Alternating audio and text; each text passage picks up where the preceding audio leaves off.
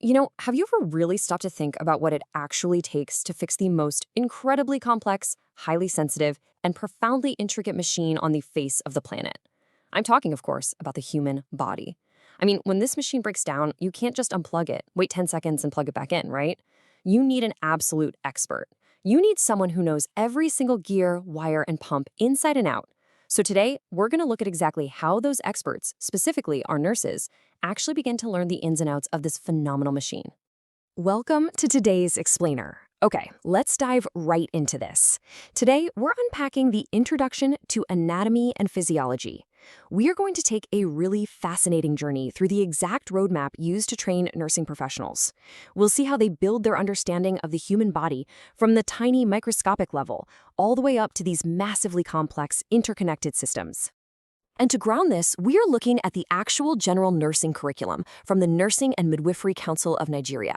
This isn't just some textbook's table of contents, folks. This is a rigorous, legally mandated framework that aspiring healthcare professionals absolutely must master. It is literally their blueprint for saving lives. To make sense of this massive curriculum, we're going to follow its logical flow across 5 key areas: foundations of the body, the engine room, processing and movement, reproduction and development, and finally, control systems and senses. Starting right off with Section 1, Foundations of the Body, Understanding the Blueprints. Well, before a nursing student even thinks about picking up a stethoscope, they have to learn the fundamental concept of homeostasis. Basically, homeostasis is all about adaptation. It's the body's constant, totally silent struggle to maintain balance within all of its interdependent systems. Think about it. When a patient is sick, it basically means their homeostasis is off balance. The ultimate goal of a nurse is to step in and help the body restore that balance. This one concept totally anchors everything that follows in their education. To actually understand how that balance works, students have to master 2 distinct but completely inseparable sciences. Anatomy is the what, the physical structures and parts of the normal human body. You can kind of think of it as the hardware. Physiology, on the other hand, is the how, the functions of these parts and how they actually work together. That's your software. So the crucial takeaway here is that you absolutely cannot understand how the machine functions without intimately knowing its structural blueprints. And guys, this is not a quick weekend study session. Just the very first level of this journey, Anatomy and Physiology I, requires a whopping 90 dedicated hours of study. We're talking 30 hours of lectures, 45 hours of practicals, and 15 hours of tutorials. It sets a foundation of immense rigor before they even get to the specific organ systems. Moving right along to Section 2, the engine room, blood, heart, and breath. The curriculum groups the cardiovascular and respiratory systems together right at the beginning, and honestly for very good reason. These systems are the core engine keeping the patient alive moment to moment. Students are diving deep into the literal composition of blood, plasma, cells, and the exact mechanisms of clotting. They're studying the heart structure, its incredibly complex electrical activities, and how to read an ECG. They have to map out 4 entirely different types of circulation: pulmonary, coronary, portal, and systemic. And at the exact same time, they are memorizing the organs of respiration and the precise mechanisms of how gas actually interchanges. It is just a massive amount of structural information about how blood and oxygen are continuously pumped through the human machine.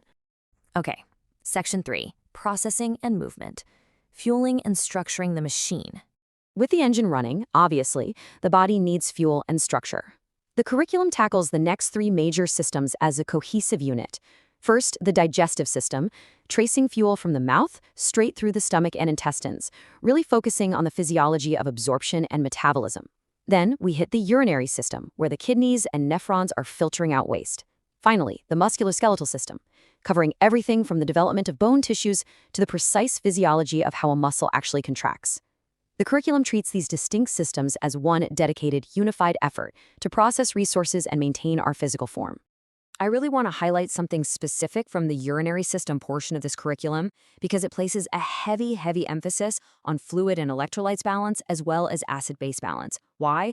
Because this vital urinary buffer system is often what literally keeps a patient alive in an emergency. If a patient's acid-base balance tips just a little too far in either direction, systems just start shutting down. A nurse's deep physiological understanding of the kidneys isn't just academic. It dictates the life-saving interventions they are going to perform right there at the bedside. Next up, Section 4, Reproduction and Development, the Cycle of Life. Here, the curriculum shifts to the absolutely incredible cycle of life. It breaks down the creation of new life into highly structured physiological steps. Students are studying everything from fertilization and the intricate formation of the placenta to how fetal circulation differs completely from adult circulation. They even study the specific external structures and diameters of the fetal skull. It's a fascinating, granular look at how a brand new human machine is systematically built from scratch. Now, holistic nursing is absolutely vital here. The curriculum maps out physiological changes during pregnancy, but it doesn't just list reproductive changes. No, it explicitly lists hematological, cardiovascular, respiratory, gastrointestinal, renal, and musculoskeletal changes. Pregnancy is a total body adaptation. It requires nurses to apply literally everything they've learned so far, understanding interdependencies across every single system they have studied up to this point. Finally, we hit Section 5, Control Systems and Senses, the ultimate command center. This right here is the ultimate command center, and honestly, the complexity is just staggering. First, they learn how endocrine organs release specific, powerful chemical messengers, hormones, straight into the blood. Then, they map the brain, its vital centers, sensory areas, and those cranial nerves that process incoming signals.